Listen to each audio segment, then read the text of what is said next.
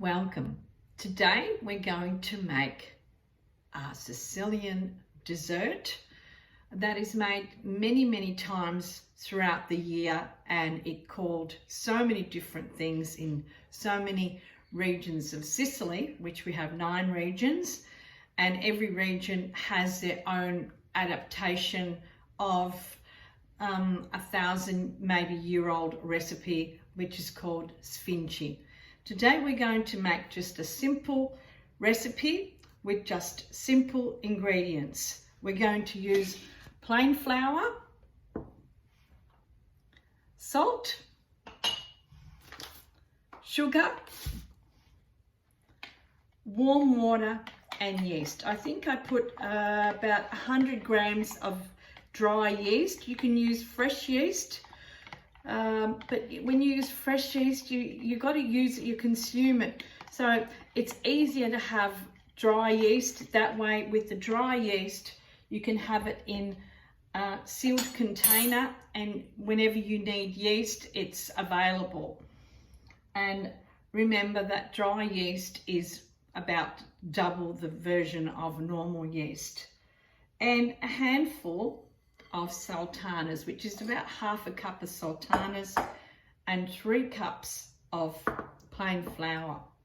So with the yeast, I put it in a little bit of warm water prior, probably about 15 minutes before I started, which is a good way of activating the yeast, because you know it's dry. So when it's dry, it needs to be activated. With fresh yeast, it's already activated, so it's a lot easier to use. And I've got a little bit of warm water. So with the Sfingi, they usually are made throughout the Festa di San Giuseppe, which is around about March, if I'm correct. San Giuseppe, yes, 19 de marzo, the 19th of March. So they do them in that time. So it's in between the autumn. And so we're still in our winter here. So when I work with flour during the winter, I always make sure that the house is warm, because flour needs to be aired and warm and relaxed. And so the more relaxed flour is, the better it works. So when it's worked in an environment where it's cold, it remains intact. And if you want a recipe that has, especially with Sfingi, which Sicilian donuts, you need a very relaxed dough, a very relaxed flour. And so the more air it has, the lighter it is, the texture, it becomes better. So I've left them. You can soak them if you like. I'm actually just left them in there because they're going to have to stay for quite a while, for a couple of hours before the dough levitates. I'm going to put them in my sifter, and I'm going to sift the flour. When you sift the flour, it actually makes it better. It airs the flour. And if you're going to use your KitchenAid, I always give it a good whiz before I put any of the ingredients in, which my husband Marco's taught me that about flour. He's an artisan baker and a French pastry chef, so it's important that when you do work with flour that you know how flour works. A lot of people just go with it and they don't realise that it is very delicate to work with flour. I'm going to put a bit of, I'd say this would be about 50 grams of salt. And I put the salt on one end. And when I use salt and sugar, shouldn't be mixed together because the enzymes are very strong.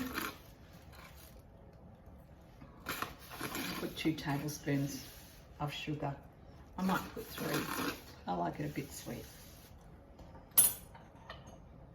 And just mix it slowly in. You can use a wooden spoon, a spatula. I just like to use my hands when I'm cooking. I find it a lot better. I might just put too much water maybe.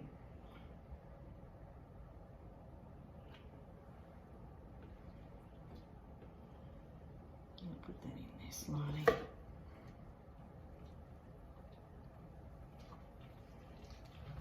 Now that was perfect. I didn't need any extra. So that the amount of flour, water I had, which would have been about under 2 cups of water. And then you just stir it, keep stirring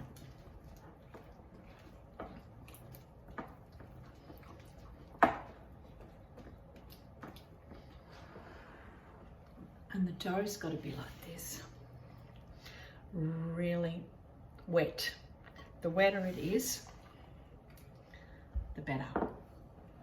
Just keep stirring it a bit, getting the ingredients activated.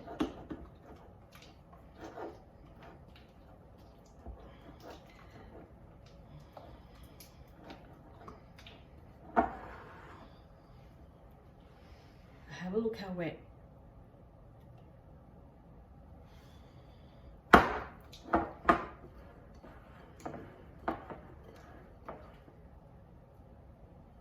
And that's it. And you let it sit.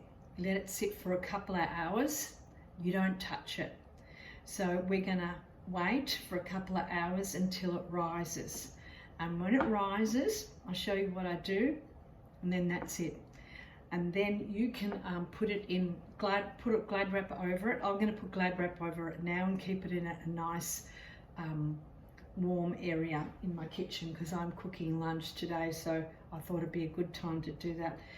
Let it activate, let the ingredients incorporate and activate one another, and then because the more you touch it, the worse it is. It flattens.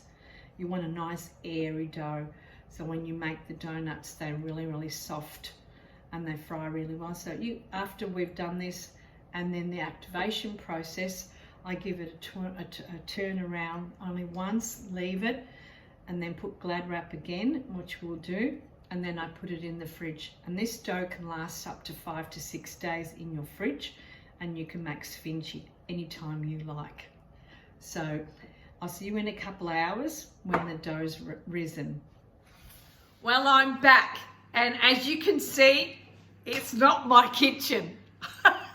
I wonder who you can think it is, and I borrowed my friend Lena Messina's kitchen. I've come to see her, and we're going to enjoy the sfingi that I made this morning. So as I said, a few hours have passed, and the mixture has just gone a little bit more higher, and as I said, we just turn the sides, and then you can put it in the fridge and leave it for 4 or 5 days, not an issue. And I have a trick. There's 2 tricks that you could do. I've got the frying pan with sunflower oil heating up. Now, when you work with sfingi, you can either use them in a piping bag, which I've forgotten, or your hands. So your hands need to be either wet or oiled so that you can work the dough. So I'm going to wet my hands, which is a lot better. And I'm going to place them in the oil that way.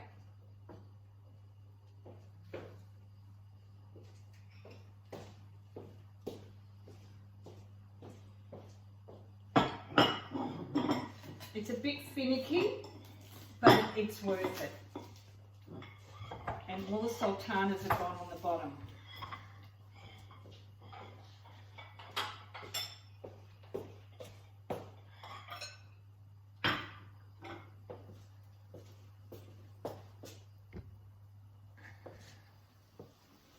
Lena's just putting it so you can see it. I wonder if you can. I'm trying. There you go. Yeah. There we go. They're rising. They need to be really fluffy. And that's why I don't put egg. This is my mixture that I've created. And that's why I don't put egg, because egg makes them heavy. Look at how nice and fluffy they are. And you've got sultanas. But what else can you put in? Because technically speaking, sultanas are from the west coast, Palermo, the west coast of Sicily, and on the east coast you'd get anchovies and the fish. So, okay, so these ones are more of a sweet and a dessert. On the other side, which is the Messina section, they use anchovies and rosemary. My nonna and my mum used to, but I like this recipe because I've made a mixture of my mother's and the Palermo. This is mine. This is not something out of anywhere else. Have a look at how they're starting to fluff up. Great. So let's talk about the mountainsides of Sicily. What do you think? Because I know my mother wouldn't be using anchovies in hers, and she certainly wouldn't be using sultanas. I'm just wondering, when it comes to the mountains, would they use more of the herbs, or would they use some cheese because you've got the animals living on the mountainside? They might use ricotta. Ricotta, that's what I thought. Yeah, ricotta. Yeah, my mum and my nonna used to, in the mixture, put ricotta. Yep. And then you get that ricotta through the fibres of the flour. Yep. Coming through. And so now as we go, they're starting to heat up. They've basically risen because of the yeast that you put in there to activate it. Yeah, you need the yeast. So they're nice and fluffy. Now in Greece, they're called loukoumedis, and we know that some of those donuts places have spring up around Melbourne, and also actually there's one on the They're popping up by people that are passionate from their heritage. Yeah. And they're showing the culture. That's the beauty of Melbourne and Australia, the diversity of cultures and people sharing their heritage. They're like with little the community. Yeah, they're like little swollen pillows. So let's talk about the different heritages and what and the different cultures and people come together with cuisine. Talking about Italy itself, these are Sfingi in Sicily. What are they called because they're called something in Calabria? Zeppoli in Calabria. And they're made in the time of San Giuseppe in March. Okay. And what about in Puglia? I think they're called something else. What are they called? We've got to ask Clara. We'd have to ask Claretta. Yeah, Claretta. She did tell me last week. I should look it up. They're different. If you don't know who Claretta is, she's from I Pugliesi. Yep. What's her address, Lena? Her address is Elizabeth Street, Coburg North, which is right where the old Kodak factory used to be. So it's on the border. Tell her that we sent you. Ciao, Clara. She's a great chef. I need paper for... Okay, you want to hold that? I'll just put that over there so that they can still see me cooking there. I'm back! So we're going to... they need to be in paper so that the oil gets drained. Yeah, just put that there, the paper there. That's perfect. Yum. And voila, you have light, fluffy donuts. Now, because they take 3 to 4 hours for the yeast to do its work, but they don't take long to create, and you can make these with friends and for dessert, and you can have this recipe, as I said, in your fridge, and you can make it and have it already activated, and when you've got some friends over, just take it out of your fridge and fry. And then we're going to show you what we do in the next one. We're going to roll them on. We'll get back to that. So I'll get back to you. Oh, go on. I was going to say, what about, because this place is for Airbnb, you're going to be cooking. Part of the package is that you're going to be doing some Italian cooking schools. So, let me just turn that down. Here, so what sort of things are you willing to show the residents that come here for the weekend? Wow. Or even during the week? There's a whole lot of things that we can do with the residents. We're going to be making these, the Sfingi. Yeah. We're going to be making cannoli. We might be making pizza. We might be doing pasta making. We might even be making something that's a very ancient sfincione, which is the oldest Sicilian pizza in the world. So it's like, is that like scacciata? Yeah, we can make scacciata as well. Yeah. We'll make the scacciata. We'll make it actually ripiena with stuffed. with either depending what time, rabi. We can make it I with rabi love and that. olives. I had rabi this week. And the interesting thing is when you say we, it's only you and like yourself Me and the guests. That's Yeah, nobody else. It's just the guests. It's a private cooking class with me. Yeah, great. Fantastic. Nobody else is going to be there. Just you and your friends and whoever's there. You and your partner, you and your girlfriends. My neighbour's got look at my neighbour's house. He's got lemons growing there, and is that mandarins and orange? Isn't that great? I love it. It's and like you know what I just thought about? You could actually, isn't that gorgeous? But I was thinking what else you can do is you can put bits of chocolate in this as well.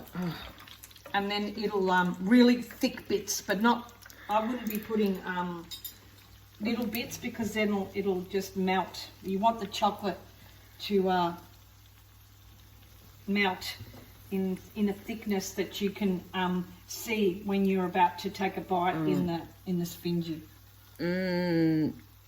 I love custard.